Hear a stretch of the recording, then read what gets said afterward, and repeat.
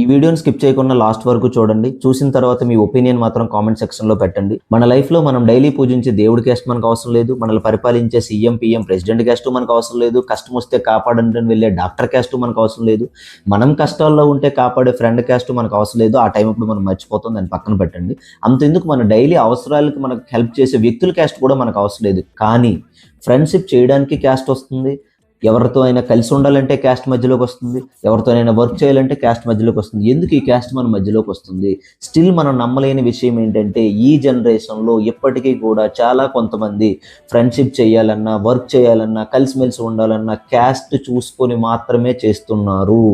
Sir, క్యాస్ట్తో ఏం చేస్తాం sir? మనం క్యాస్ట్తో ఏం సాధిద్దాం అనుకుంటున్నారు సార్ మీరు? సార్, దయచేసి మనిషిని మనిషిలాగే చూద్దాం.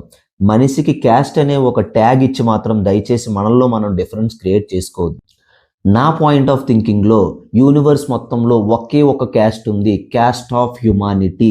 దీనిని మనం రియలైజ్ అయినప్పుడు మనము లైఫ్లో సక్సెస్ అవుతాం. మనతో పాటు చాలామందిని లైఫ్లో సక్సెస్ చేయడానికి మనమే యూజ్ఫుల్ అవుతాము.